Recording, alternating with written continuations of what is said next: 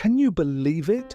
A man who once sat on the throne of power, commanding thousands of people to bow their heads, now kneeling in the mud, crying out, begging for mercy. He used to be a wealthy boss, cold as ice. Just one glance from him was enough to make employees tremble. The poor begged him for a chance, but he waved them off and walked away. Exhausted workers pleaded for rest, and he barked, "If you can't do the job, then get out." So many lives were crushed beneath the iron grip of his power. But that night, a voice echoed in the darkness. "You have caused too much suffering. Now you will taste their pain." He jolted awake, cold sweat dripping down his face before collapsing to the ground. In between sobs, all he could do was beg, "Please, just give me one more chance." But this was only the beginning. He had once been the perfect picture of success. A mansion towering above, luxury cars lined up, and subordinates obeying his every command. To the outside world, he was a god on earth, holding absolute power in his hands. But behind all that glitter was a frozen heart, one that had no room for compassion. One day, a factory worker fell behind because of illness. The boss didn't ask, didn't care. He slammed his hand on the table and roared, "If you can't work, then disappear."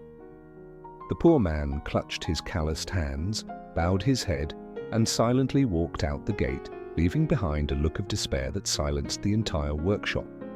But the boss only smirked. "The weak don't deserve a place in my machine." Another time, a poor mother carrying her baby stood at the company gates, begging for her husband to be rehired. He coldly ordered the guards to push her away, leaving her cries echoing under the blazing midday sun. His life was a string of arrogance, believing that his power would last forever. But then came that fateful night. When everything was silent, a chilling presence filled the room. In the darkness, a voice thundered, "You have lived too selfishly. You've made too many people weep, torn too many families apart. Now, it is your turn to bear it all."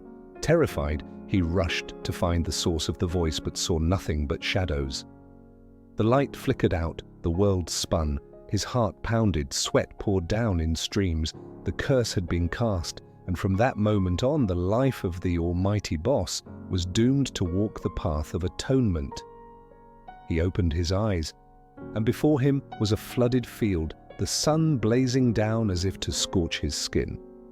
On his shoulders was a crushingly heavy plow, his feet sinking deep into the mud.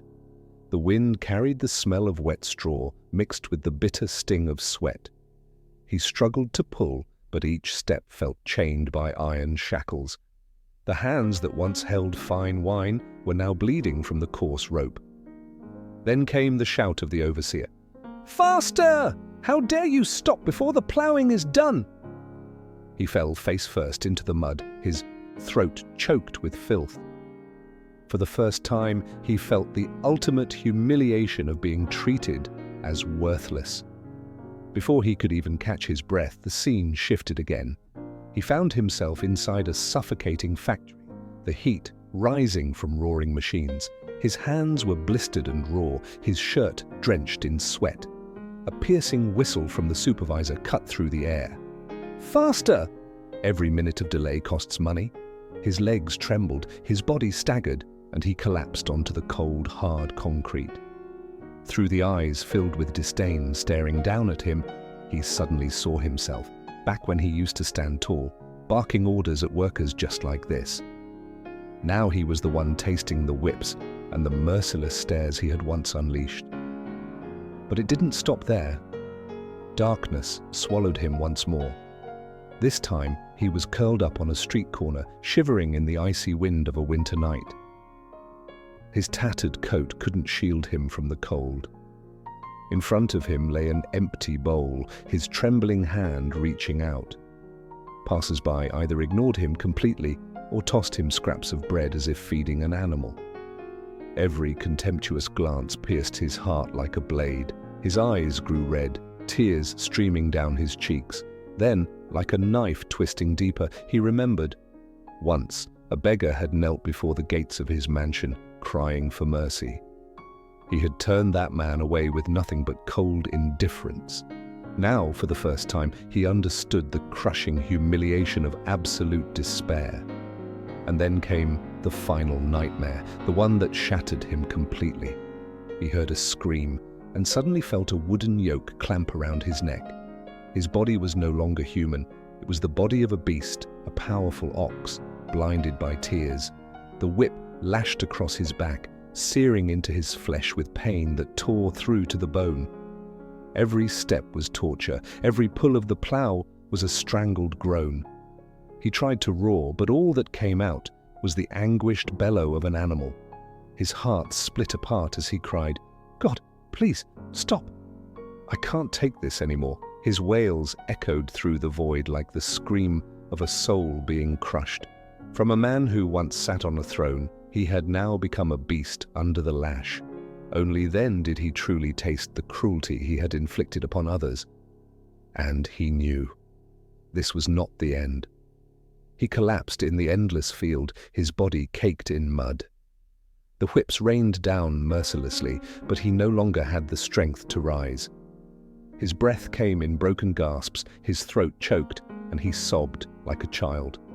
For the first time in his life, the once arrogant man cried out in trembling desperation, "Forgive me, please let me start over. I will never live the way I did before." And in that heart-wrenching cry, everything suddenly went silent. A brilliant light burst forth, washing away the filth, shattering the chains. Before him appeared the figure of a divine judge, whose gaze was both stern and sorrowful.